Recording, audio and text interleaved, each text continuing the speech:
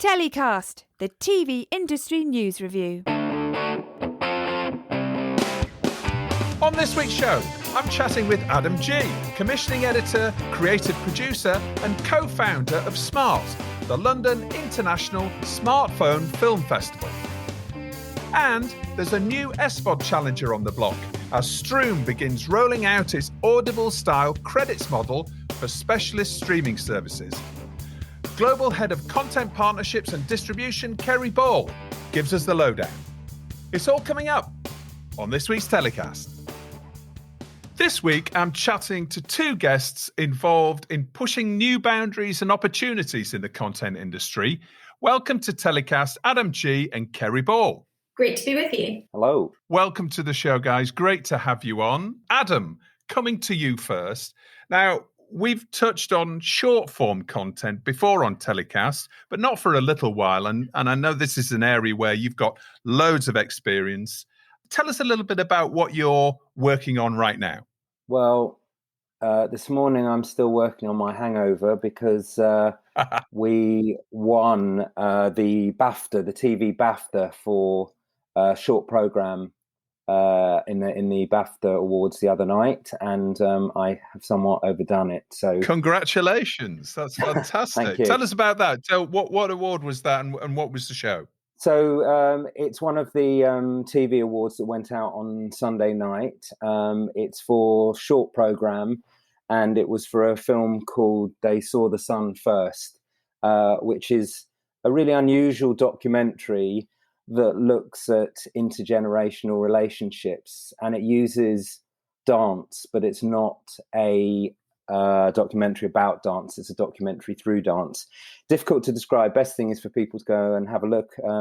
So you can find it on Vimeo. They Saw the Sun First. It's only 8 minutes, and I guarantee it will lift your day a bit. All right. So that's sort of accounts for the inability to string a sentence together at the moment. Well, you're doing pretty well so far. So we'll make sure that we include a link to We Saw the Sun First in the episode description, so everyone can go and check that out a little bit. And you're also a founder of SMART, the London International Smartphone Film Festival, which is something that really caught my eye the other day. Tell us a bit about that. Well, it has similar kind of starting point because 2 years ago, together with my partner in SMART, Victoria Mapplebeck, we made a short film on an iPhone 10, which won the same BAFTA, the short program category, year before last. And that was quite a kind of landmark in our eyes, just in the sense, for smartphone filmmaking, because it was the first smartphone film to win any kind of Academy Award. And it was also the first film made predominantly for YouTube to win any kind of Academy Award. And so it felt like a bit of a coming of age. And then we contemplated various plans, one of which was the Smartphone Film Festival. And we just decided to go for it this spring. And we've done it very quickly because we wanted it to take place before the summer, largely because a lot of the smartphone films that have been made in the last year, and there have been a lot of them for obvious reasons, are about lockdown and COVID and so forth. And our feeling was that by the autumn, everyone would be heartily sick of all that and will want to move on. So this is a sort of a more optimum time to celebrate these films, and of course, when it comes to our second year, we'll be onto a very different world and a very different set of subject matter. But that's kind of why we've done it pretty quickly. So we've closed to entries last week. We had 130 entries, which I think is pretty good for an inaugural year. Very high quality. They range from fully fledged movies down to 1 minute TikToks and all things in between. And we've just done the first round of judging and just super impressed by the quality of what's come in. And it's come in from all over the world, from Venezuela to Taiwan, from Germany to trying to think of other countries, Canada. There are a lot of countries I could choose from. and even Slough, all things between those points. It is very international, but obviously the bulk is from the UK. It's just gone out to our 6 juries yesterday. We've got some amazing jurors from kind of starry, well-known names. So we've got Adrian Dunbar from Line of Duty and Alex Lawther from End of the Effing World on Channel 4, through to really kind of veteran documentary makers like Brian Hill, and really a fantastic mix of people with a fantastic range of skills to help judge the entries.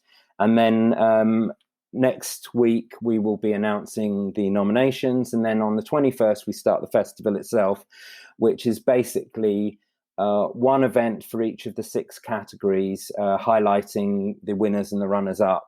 And then alongside those, each night, a different sort of 45-minute event showcasing a practitioner.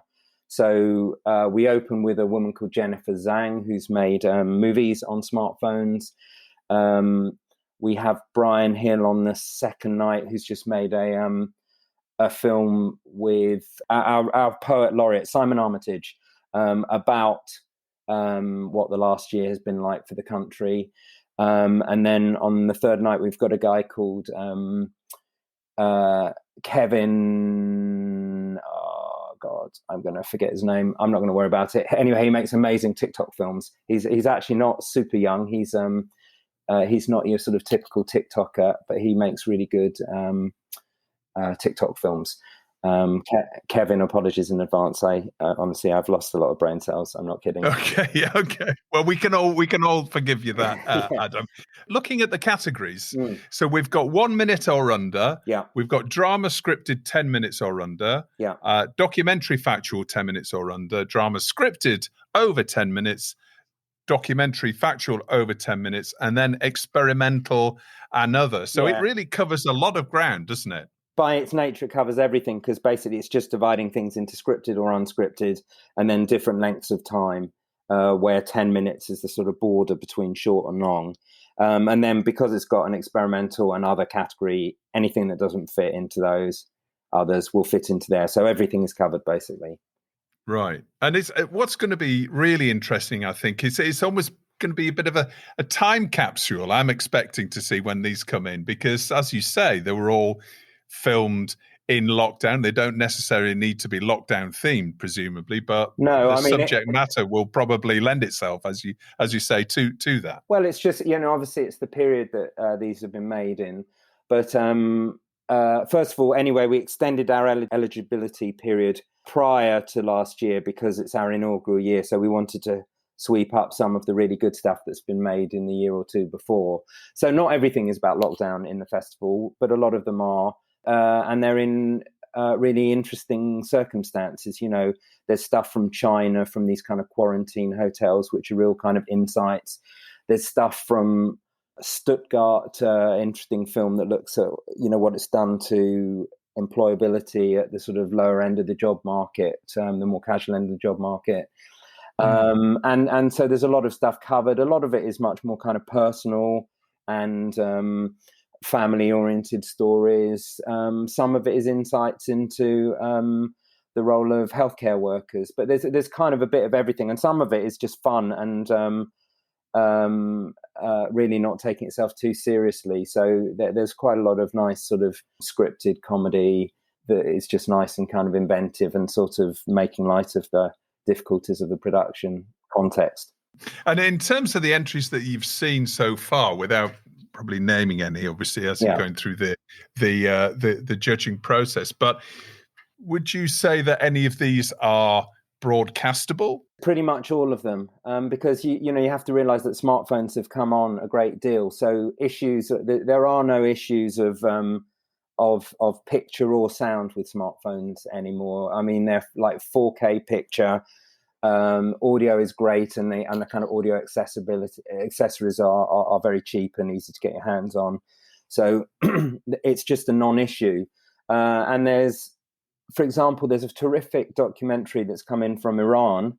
Oh yeah, there's another country I forgot, but that was one of the more exotic ones.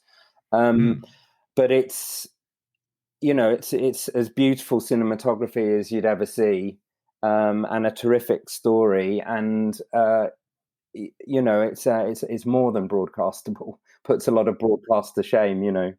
Those sort of hierarchies are probably kind of I don't know, they're a kind of distraction or an irrelevance, really. So, when you look at it across the board, there's been a number of feature films and movies that have been made on smartphones. I wouldn't say it's kind of mainstream, but you've got names like Steven Soderbergh, Sean Baker, in Europe, Claude Lelouch. There's a number of, Michel Gondry. There's a number of well-known directors that have turned to the smartphone, some with huge enthusiasm, of which, Steven Soderbergh is probably top of the list because he's always been a sort of video and gadget guy from the beginning of his career. And then in television, we've had interesting commissions during the lockdown from streamers. For example, Netflix did a great series called Homemade, which was substantially shot on smartphones by people like Kristen Stewart and Gurinder Chowdhury. Then we've had very interesting developments in television around smartphones. So there are new technologies that have been deployed substantially for the first time during lockdown. So, for example, Shine TV did a series called A Very British Lockdown, using smartphones and a sort of very easy to get your hands on and reasonably priced technical infrastructure, which basically does away with the satellite truck and means you can kind of broadcast out of people's homes, directing and shaping the program remotely. And so that's a real development. It's a bit like if you think about what drones did to helicopter shots, i.e. made them redundant and ridiculously expensive overnight. That's what this does to satellite trucks, really, to a large extent. So we're not going to go backwards on this because it makes more sense and it's cheaper, more cost effective, and just as good a quality of image being broadcast. But what it meant for Shine in this particular show was that they could direct contributors remotely and therefore have contributor shot that's well framed, well thought through, captures the right stuff, pointing at the right thing at the right time. So that's TV. But actually, really, the interesting stuff is happening on mobile oriented platforms like TikTok, which is why we had that 1 minute category, because we wanted to connect with that place where the most fresh and interesting and innovative filmmaking is actually happening. The movie stuff is something of a distraction. The TV stuff is really quite interesting, but perhaps a sort of subtle and of interest to the industry more than the viewer in terms of how productions are made. But the sort of really interesting stuff is really in these digital platforms where younger generations in particular, but not exclusively, are just making amazing stuff that's different and fresh and feels intimately linked to the smartphone. And presumably the quality of productions that you're seeing coming through, really helps unearth some, quite remarkable new talent when it comes to directors, or when it comes to, or presumably most of those submitting entries are shooting directors. They're just one person bands, if you like. They're individuals that are creating their films. Certainly a lot of them are, and there's a good number of first-time filmmakers included as well, which is great, because it's intimately linked with this big subject of our age, which is sort of diversity and access. But it obviously is a major contribution to that, because pretty much all of us have got a smartphone that's capable of producing really high-quality video. We can get the software very reasonably, and it's not even essential, but there's software that helps give you more control over the camera in your phone. And then obviously everyone has access to the distribution as well. So what that kind of translates to is that the things that ultimately really matter are talent and vision. And really, that's all that ultimately matters, that everyone's on the level playing field around those two key areas. It's very much part of the concept of Smart that it helps when it comes to diversity of all kinds. And I don't just mean ethnicity and race or gender, but all the other aspects of diversity as well. So stuff around kind of neurodiversity, other capabilities, mental health, all these things. And I suppose maybe above all, the whole question of kind of socioeconomic backgrounds are really important and are a little bit overshadowed by the big things on the landscape. But ultimately, that's actually probably where we can make kind of most impact, and it's sort of still somewhat neglected. So it's a big part of our agenda to catalyse the access of more different people to the industry, so we get more different, fresher, more innovative stories. And coming back to what you said earlier on about, walking around with a relatively new iPhone, which I've got in my pocket, and I'm sure when I see these entries, I'll be shamefully looking at my own short videos that I put together. I mean, in terms of what you need in terms of apps and in terms of sound and light equipment, as you say, it's pretty accessible, isn't it? You don't need to spend thousands of pounds on all of these other accessories. And I would imagine some of your entrants have literally just using the bare phone, and that's pretty much it. Yeah, I mean, you don't need anything extra, and you don't even need, you don't need the most up-to-date phone either. But, there are some benefits. So as I say, Filmic Pro is probably the preeminent app. It gives you more control over your phone, which means that you can sort of mix up the pictures a bit more, different depths of field and so forth, and just generally have more control. Obviously, audio is always critical, and so getting kind of external mics and stuff, that is not expensive, and it's a worthwhile investment, but it's not essential. The stability of the phones is much improved, but there are very cheap kind of gimbal type stabilizers, which are kind of worth getting and using for some stuff. So none of it's expensive and none of it's essential. Right. Okay. There are times when you want to ditch it anyway, because one of the benefits of smartphones, apart from the fact that it's on you all the time, is that it's kind of unintimidating and it's really familiar. So there are times when you just want to look like an amateur but behave like a professional. In other words, you ditch your gimbal and your mics, and you just shoot like any Joe or Josephine on the street, and you can exploit a kind of intimacy and a kind of grey area, which you can't with any other sort of form of filmmaking. So the bottom line is, there are certain things that you can film on smartphones that you can't really film in any other way, and that's usually to do with a degree of kind of intimacy and the subjects being relaxed, or sometimes it's to do with access to spaces that you can't normally traipse into with a film crew. Where do we go to actually see any of the submitted films? The kind of core of operations is the website, which is at smartfilmfest.net, and you can access most things through there and most information through there. And then there'll also be details of the program, so you can come see the best of the crop in the week of 21st to 25th of June, when we'll be showing each category one by one across the 5 nights. We'll also really kind of do our best to amplify what has come in the wake of the festival as well. And part of the prize for winners is an opportunity to get distribution through Little Dot Studios, through their Real Stories channel, and some of their other channels. So Little Dot are an amazing outfit.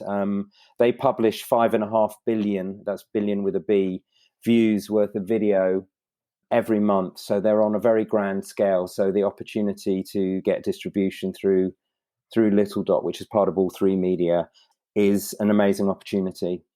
They also, apart from a kind of gong, they also get some mentoring from some of the amazing people that are involved, judging and generally with the festival. So that will also be something worth getting. Definitely. Well, we'll also feature the winner on the TellyCast Plus newsletter, which goes out every Friday. So we'll put links to that, so lots of our industry subscribers can go and take a look at that. That'll be brilliant. Yeah. And so in terms of where smartphone filmmaking goes from here, I mean, obviously, most of us got 4K filmmaking capabilities in our pocket.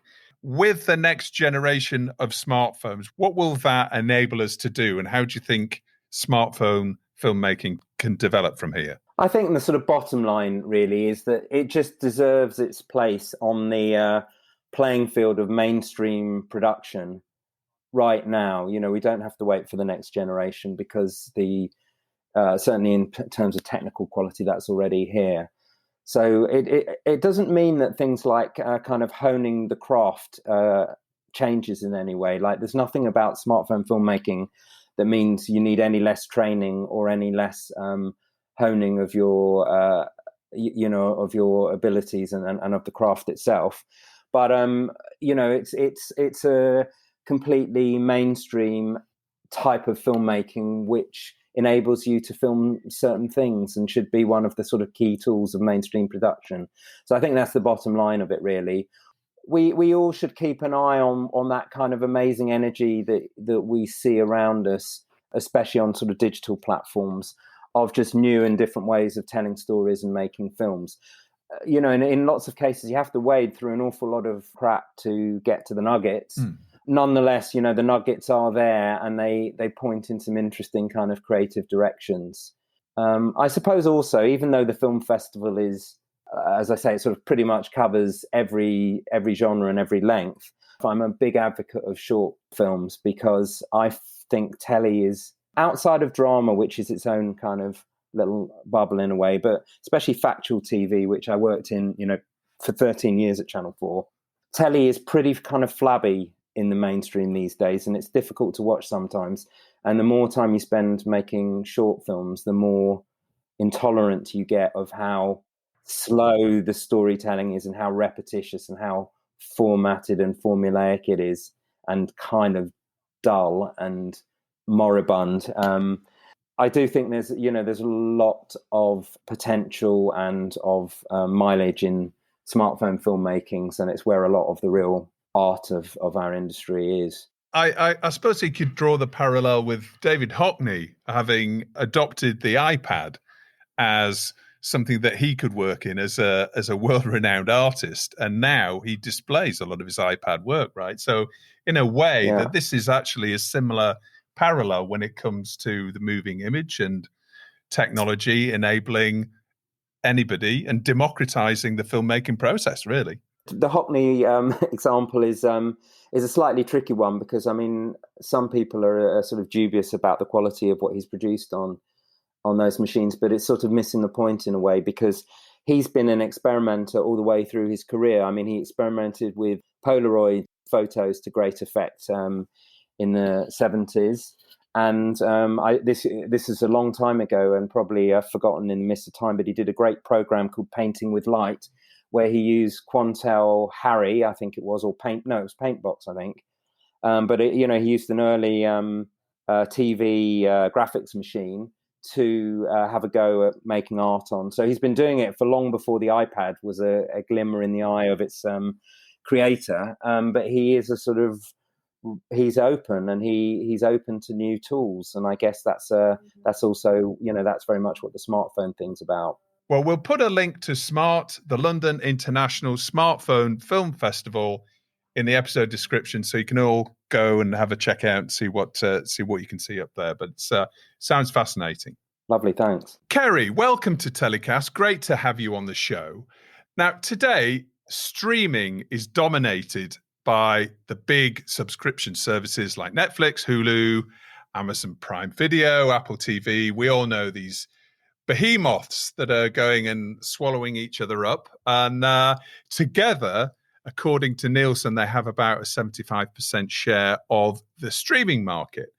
Now, we've also seen an explosion in other more niche SVOD services over the past few years. Now, you're global head of content partnerships and distribution at Struum. Now, for those who haven't heard about the company, can you tell us a little bit about Struum? Because it's a very new business, isn't it? Yes, it is, and the whole Struum concept has developed incredibly quickly from conception to launch. The four founders that are behind it, Lauren de Villiers, Paul Pastor, Eugene Liu, and Thomas Wadsworth all worked across Disney together. Lauren, Eugene, and Thomas across Disney Plus and its forerunner Disney Life. And Paul was part of the initial team of on Hulu from the ABC side. And they each bring very deep knowledge in their areas. So Thomas, it comes from Disney Imagineering. Eugene owned, a good portion of the stack at Disney Plus. Paul, I've already talked about, and Lauren is, amazing at that product management and idea conception. And Lauren had really come up with it based on sort of her addiction to ClassPass, which we'll talk about later. But and they then went out for funding. I talked to Paul very early on from the rights side and the distribution side, and thought it was a fascinating idea. But they took it out to VCs. They very quickly managed to get Michael Eisner and Andy Redman from the Tornanta company to take most of the seed round. And notable investors also like Kevin Mayer and Elaine Paul. So, and it has a particularly strong board as well with Nancy Tellem and Donald Hicks and Ben Pine. So it was a great team for me to get involved with. I've always been fascinated with new services. My entire career has been about launching new distribution platforms and new models, from early days at NBC when we launched GTO, and it took 8 hours to download a movie, to the first Roku channel. Sorry, one of the first Roku channels with Shine Now when I was at Shine.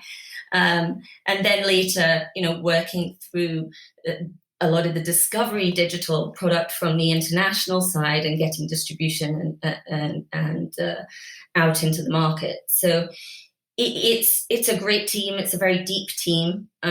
Everybody brings both a deep knowledge of their area and their piece of expertise, and we all know each other pretty well. I worked with Paul and Lauren when I was at Discovery because they also worked there.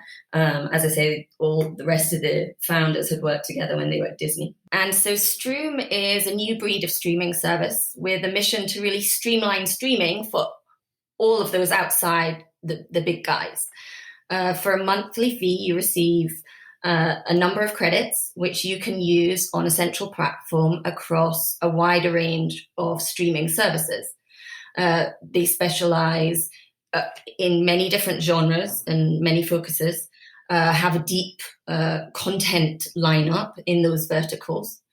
And the app lets you enjoy and discover, use your credits across these services, but it also lets you see which services you're using a lot, which services you value, and then you can add that service as a managed service at the post using the credit model. Okay, so for example, I'm watching History Hit and I'm watching Insight TV and I'm watching IndieFlix. And I'm sort of just looking at various shows that each of they have got.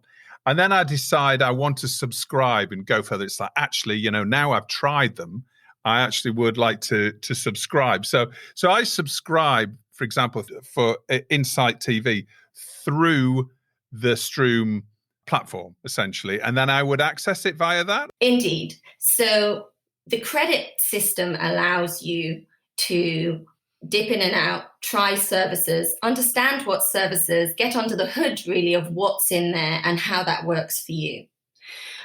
We took a very expensive decision at the beginning of the process to ingest 100% on our platform. And the reason we did that is we can then see what people are going to watch. We can create different cohorts of users. So the recommendation engine and the discovery will, on one side, suggest content that is suggested to like-minded viewers as yourself.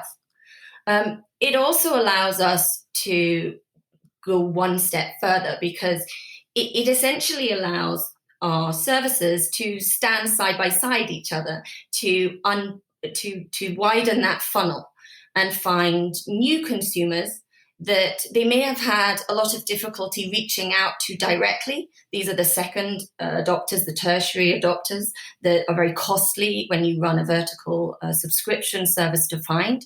But by creating these different cohorts of users, by suggesting similar content or like-minded content, we can help them widen that funnel. And that's the key, isn't it? It's about discovery and aggregation. And that's where we're going. And we've heard a lot of that from various analysts and reports that we've seen, and the direction of travel and billing relationships are also incredibly important when it comes to SVODs. Yes. I mean, we built Struum on three tenets: access, discovery, and value. And we see ourselves very much as a complement to our partners and our service providers. We lean heavily in the service into brands and services becoming the signpost for the content as well as the brand within the service. The more consumer enablement, the more engagement we can drive, the more people that will come to the platform and sign up within each of our services to both their SVOD or enjoy the content. I mean, in today's landscape, people are already cherry picking content. Free trials are essential, but a bit of a frenemy, because people will see the content. Consumers are increasingly savvy on how they deal with SVOD services. Either there's a bill shock scenario where they don't sign up because they're scared of forgetting about it and finding that subscription in a few months' time, or they're just really savvy and they know how to operate in the free trial. Or even if there's not a free trial, they just look for that piece of content. So it's very difficult to then widen the net. In this world, if a consumer is coming into your service to cherry pick, one, you get paid from a service provider, you get paid from that side. But also it allows the consumers to see more and more of your content and create that value dynamic in the consumer's brain, that actually this is a service that it's worthwhile me subscribing to and saving my credits to discover a range of other services. How many different services have you got on Struum so far? We have 59 services signed up to date. We launched a couple of weeks ago with around 25 of those services. You can imagine getting all of those assets on the platform takes a little bit of time, but we are already nearing 10,000 assets. We have 44,000 assets signed up already, and more to come. So we are, charging ahead, really. The services span all sorts of genres, and that is the point. The point is to be able to enable discovery and see the people who may enjoy action sports and motorsports, or history and natural history, geography, travel, and be able to create all of those different ways into the service. We have people from people like BBC Selects, so bringing people from other parts of the world into the US, and we will be doing the same as we launch internationally, the other way around.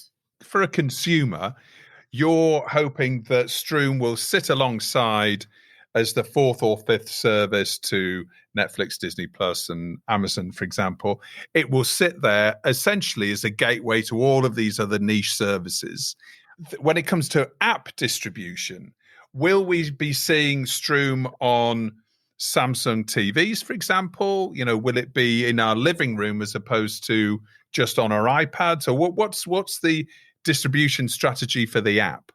We have huge ambitions, as you can imagine. And certainly with our backers, that is the very essence of the whole service. You're right in saying, what do we see ourselves in?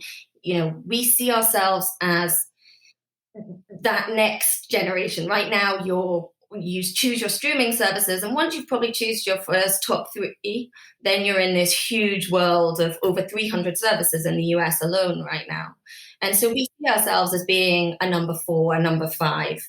I mean, it's fascinating that only a couple of years ago, people were talking about subscriber fatigue hitting in at about 4.8 subscriptions. Before, only a couple of years before that, the number of 3 was banded around. We're already seeing, 50%, nearly 50% of US households who have 4 or more subscriptions. Our aim is to be that fourth platform where for a monthly fee you can get access to all of these platforms, and then you can manage them centrally through the Struum subscription. So it's going to be a choice between Struum and Warner Brothers Discovery, I guess, when it comes to that fourth service. Maybe, who knows? But it doesn't. There's a lot to evolve in the streaming landscape at this point in time. People are going to have different preferences, and as they juggle of do they have Netflix, Amazon, and Warner's Discovery, there's still then a fourth place. They may have 4, and then there's a fifth place. So I don't see it as going head to head. What we're doing is really creating a balanced landscape for everyone else to come onto the platform and enjoy Discovery through us as another choice in the consumer's portfolio of products. A couple of weeks ago, you've launched. So the service is now available in the US. Is it only in the US right now, or is it available worldwide? The service is only available in the US right now. It will indeed be everywhere. We have a commercial launch in the July period where we will be available on iOS, Chromecast, web, and Android. We are then working on our 10-foot experiences across all different smart TVs and OTT platforms as we speak. So the idea will be by the autumn, certainly by winter, will be available on all those major platforms. And then at that point, presumably, then it's a case of, right, you need to go and tell consumers that Struum is out there. Yes, indeed. And there's some really interesting and unusual advantages that the credit model has, especially when you're doing distribution deals. Usually when people do bundle models with telcos, etc., you're looking at bundling monthly subscriptions because that works with the way that a mobile bill is issued, etc. The great thing about the credit model is it sort of democratizes some of that distribution as well, because you can still do that, but you can also talk about marketing distribution deals where you're bundling a certain amount of credits with a product, of which that enables you to go to lower price products to be able to open that net and get more people to see the platform. So we will be working through distribution, the sort of traditional, if you like, distribution deals, but there's a whole host of new ways we can reach the consumer, which works both for us and our marketing distribution partners. But what's the profile of an ideal content service partner for Struum? The wonderful thing about Struum, actually, is there's not one ideal service partner. The fact is, we only succeed if our service providers succeed. And to do that, we need to create breadth and depth at the same time. So you may have some services that are broader around a particular demographic, or you may have services that are deeper around one particular genre. And for us, what we need to do is bring all of those services together, because by doing that, it becomes a data play. It becomes, we really understand how we can create these different cohorts of consumers and then maximize the presentation of those service providers to our users.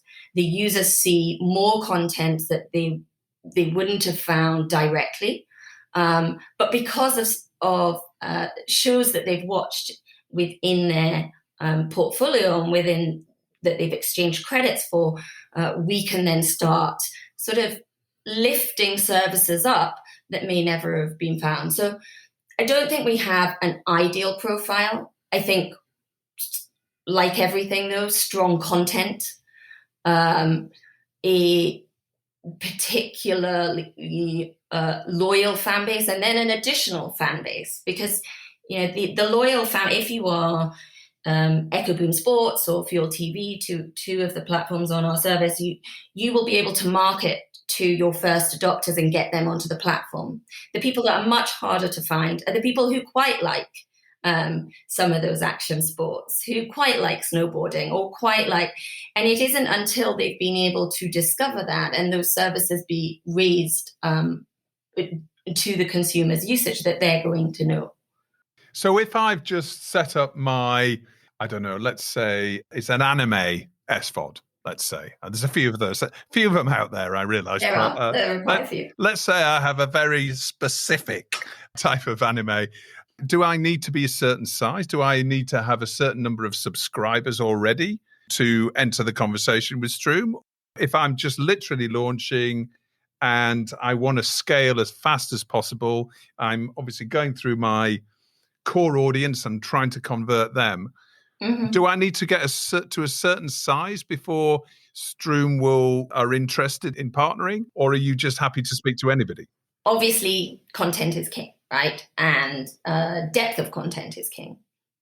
So I think, we look at services that have quality content and that reach out to a demo or a genre that we believe will be strong in the platform. We have how new they are or how long in the tooth they are is not really irrelevant. It's what is under the hood and how does it sit within our current grouping of services. Struum could get, we could, and we are approached a lot across many, many SVODs. So it could become the one destination for everyone else. But we will, initially at this point, we are looking at making sure that we represent every genre and we're deep in every genre and that there is a loyal base for those sort of product. It might not be the actual service, but for that for that avenue. So when I'm looking at the carousel, so I open up Struum and I look lots of different streaming services on there. Who gets on the carousel? What about the preference of placement on the carousel? Because presumably there are premium slots on there. How does that work? We've structured the service with regards partnerships and marketing from two sides. There's the editorial element, so there are hero images. The interface is beautifully slick, and as I said before, we use each of those brands have a reel that have a brand placement on that reel, and as you enter those brands, you end up in a walled garden of all of the content from those services. So you can quickly see the brand, click on your brands. It's all horizontally scrollable, vertically scrollable, and be able to enter that brand and see it straight away.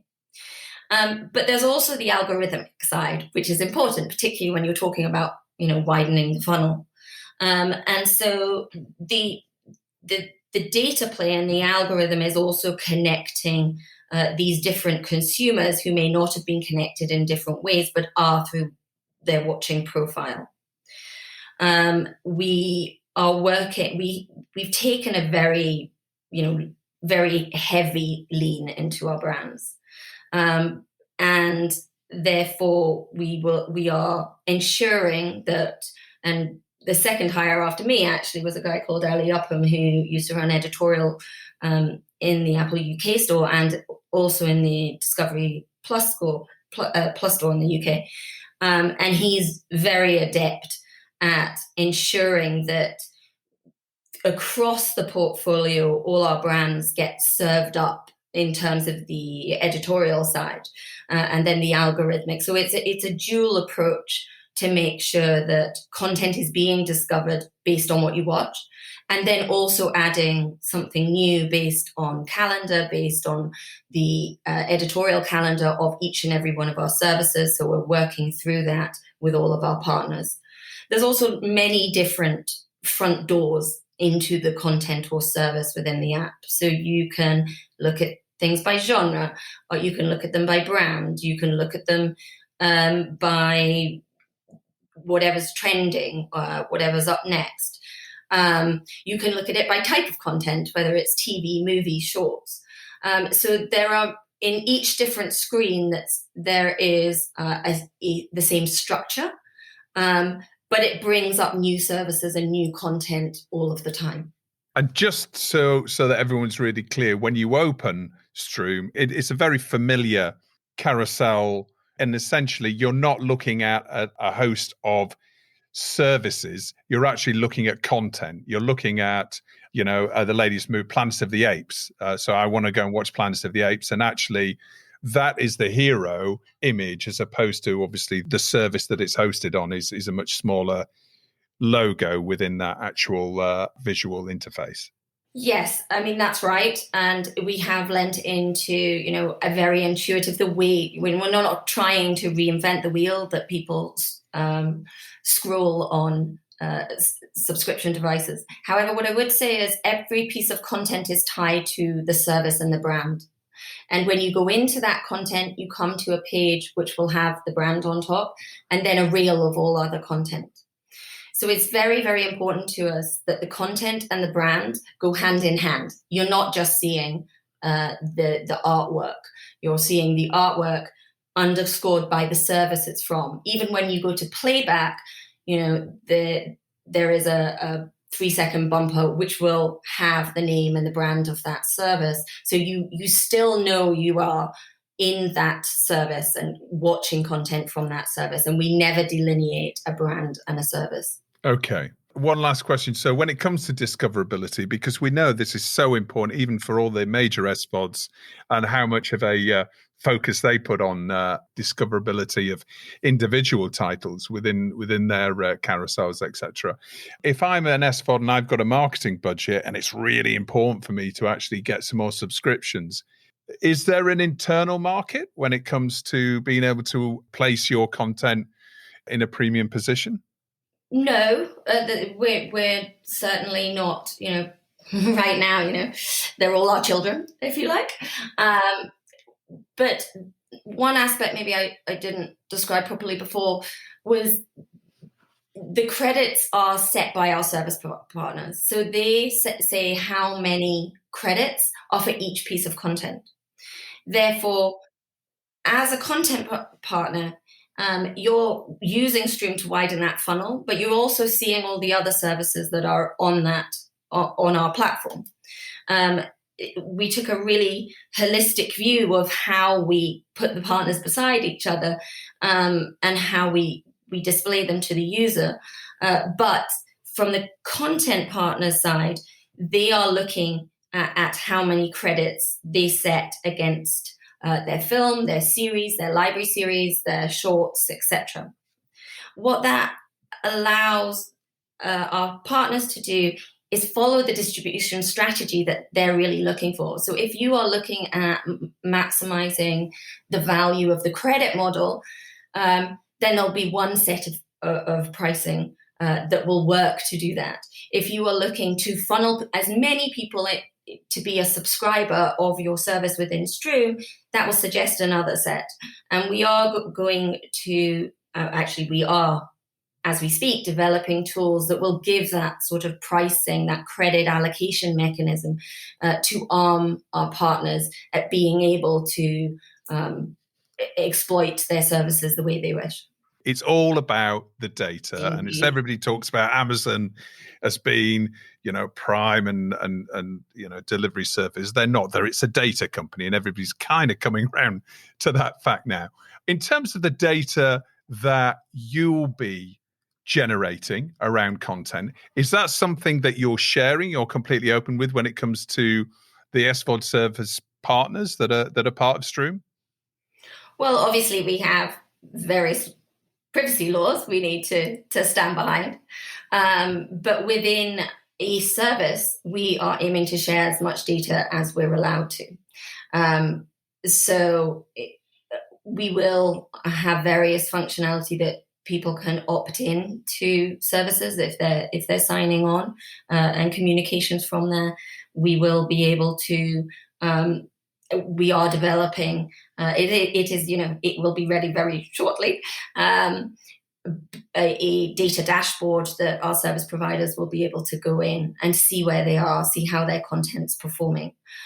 So in terms of the sharing of data, as I said, the idea is that we are complementary to all of their other front doors into their service. And we want to be seen as an add-on to that. And that means sharing data. We've all been on the other side, and we all know how hard it is to persuade people inside our companies to go on a platform when you get very little data out.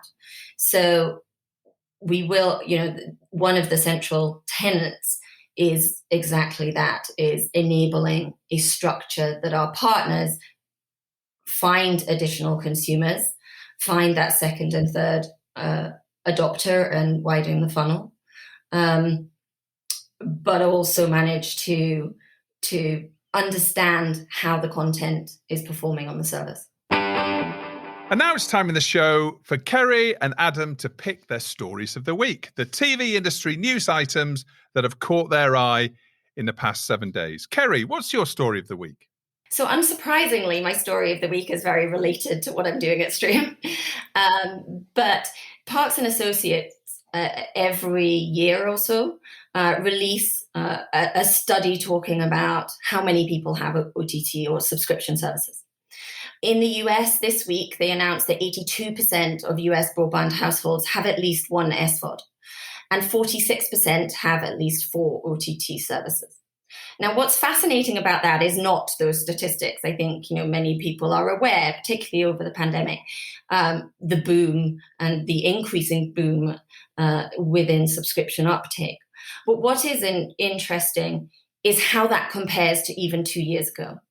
So 2 years ago, that stat stood at about 64% had at least one SVOD platform, and 36% had 2 or more SVODs. So not only have we gone up in the percentage of multiple SVODs that we're measuring here, we've gone up in how many additional SVODs that they have. And of the 20% that are left, you can sort of pick out, it's half of those are retired, 93% of those don't have children at home, 3/4 are over 55 plus. The big question that all leads to is churn and subscriber acquisition costs. And, that's why this all feeds back into Struum, really, because what we are trying to do is create that platform where people can enjoy the content, but also create the value dynamic in the user's psyche that this service is worth subscribing for, and combating that churn argument. And obviously, we've also seen everybody turning to SVODs and AVODs as well during the pandemic. Indeed. And we're coming out of that now. So there is likely to be drop off, isn't there? And I think there's a lot of stats that we've seen, particularly for the big SVODs, that, Netflix might not expect the same sort of growth that it's had, and the same in some other markets. And obviously, that's all going down to regional strategies adapting as a point of that. It's going to be an interesting next phase of the SVOD evolution, if you like, the landscape. Yeah. There was another article yesterday on that point, that in Fierce Video, talking about the fact that there is in the first quarter this year compared to first quarter last year, a drop off in terms of each individual service, SVOD service, and their acquisition rates. I think, though, it's a bigger picture than that, because there's obviously a hump in the middle of there. Where we are now compared to 2 years ago is still a lot higher. And more than that, it's encouraging people to go beyond the original, the big 5 or 6 SVOD players. So it is fragmenting even more. It's also making people look at different business models. So from subscription to AVOD to this credit model, it's making people realize there are different ways to consume the content that might match their profile better. It's going to be even more fascinating over the coming months, and when you guys launch to consumers around the world as well. So we're going to be watching very closely, and all the very best of luck in your launch. Thanks very much. Adam, what's your story of the week? Mine is from The Guardian, although it was in a number of different papers this week. Headline, gambling logos feature 700 times in football match, says Channel 4 documentary. So this is about a documentary that went out last night, Monday the 7th, I think it was.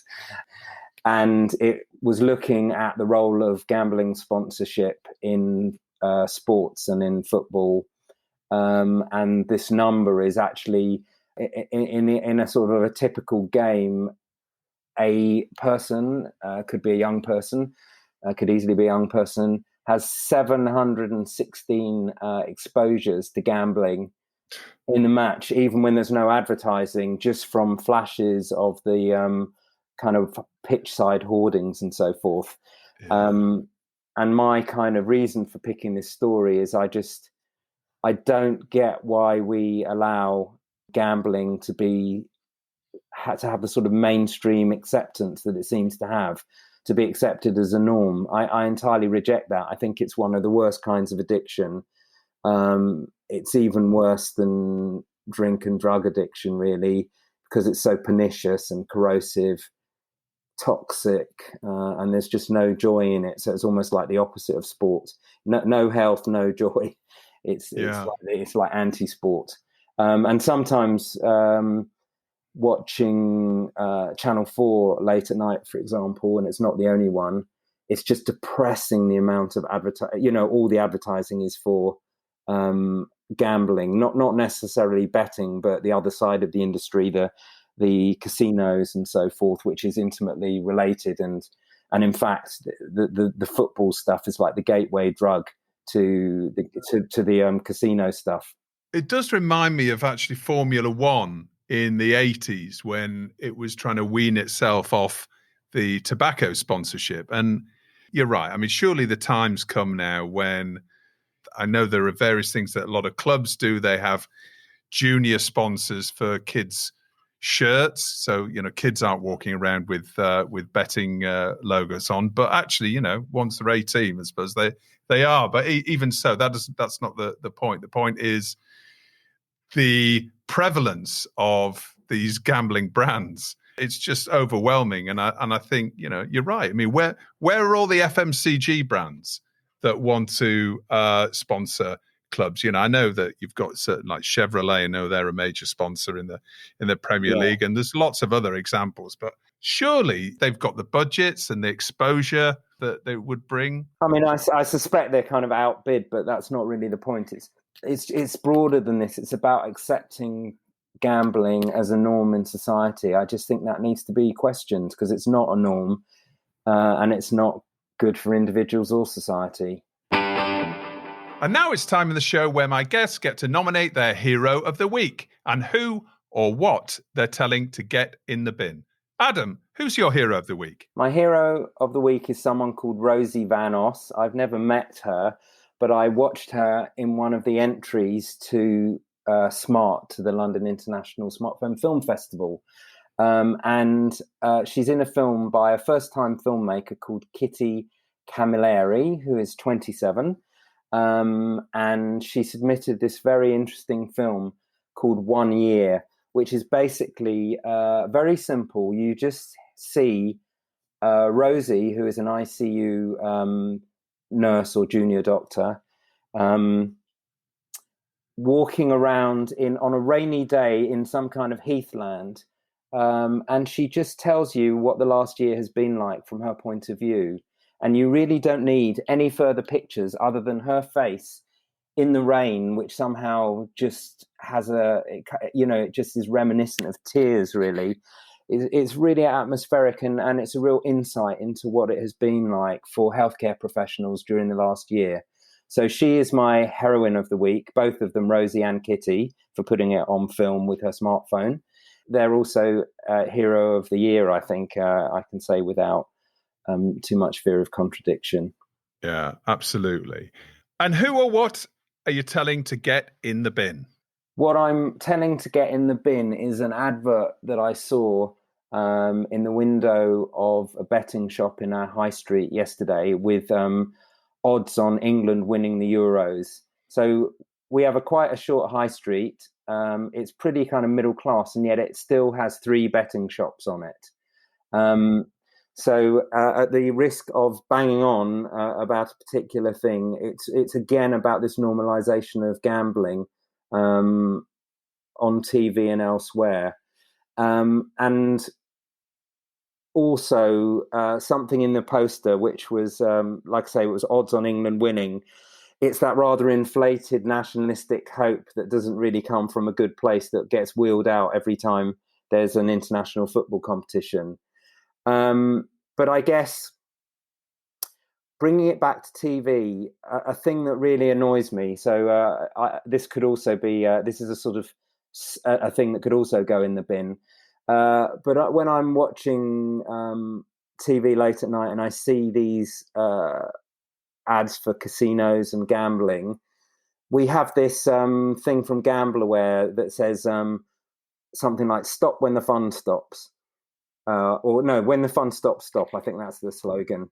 But it's completely fake. If you actually watch it, they don't even give enough time for you to read it, and it gets kind of clipped in the ad. So there's no sense that any of them really believe that stuff, and we know they don't believe it. So I think that would go in the bin for me, both that awful unbelieved in slogan and this kind of advertising that I walked past yesterday in the street, all part of this normalization of an industry that's kind of substantially operated from overseas, got really patchy regulation. They don't check age properly.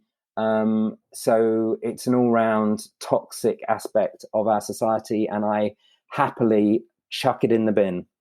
All right. And that's a double bin. I think it deserved double bin there, Adam. Yeah, double bin. Yeah, both bits in there. Kerry, who's your hero of the week?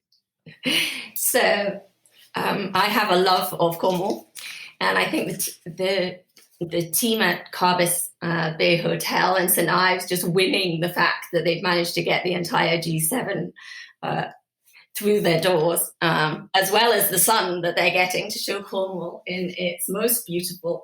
So we have the world's media eyes trained on Cornwall, and the Carbis Bay Hotel. All right. So Carbis Bay is your hero of the week. Yeah, I think what an amazing thing to pull off. I was down there last week and we were just seeing all the signs go up on the roads. And no doubt there are, a lot of locals it will be causing a lot of difficulty. But I think at a time like now, having Cornwall being beamed by the media into so many countries around the world can only be a good thing. Good luck to everybody involved in that. It is a massive undertaking. It's a massive undertaking, yeah. Cornwall probably never see anything like it again, but good luck to everybody involved in that. And who or what are you telling to get in the bin, Kerry? Oh, mine's a bit, my get in the bin, I did not want to be political, so... No, everybody else is. I know, but I'm not. Mine is a bit lighthearted, I guess. I'm not going to be political. I think we've all heard enough about various politicians here and in the States over the last few years. But mine is really all the critics of the Friends reunion. I'm a massive Friends fan. And I was in LA at the filming of the very last episode. And just seeing as a production, those cast members come together, 17 years on, and still having that connection, both with each other and with the fans of the show, was sort of a walk down memory lane. And so people took it really seriously. The Guardian had an article claiming what a disgrace it was. But, I thought it was fun. It was nice. And it was great to see how a production like that can stand the test of time, connect to so many ages and audience around the world. And we're still all tuning in wherever we were. I have to say, I'm not a huge Friends fan, but my 11-year-old daughter is a massive Friends fan. She watches nothing else. So that meant I sat through the whole show and watched it. And actually, you know what? As a piece of TV, in terms of the guys at Fulwell that put the show together, it was a really compelling view, and it was a couple of hours long, I think. So it kept me watching till the end, anyway. It was, and I hope I've aged as well in the 17 years, and I think all of all the cast did, rather.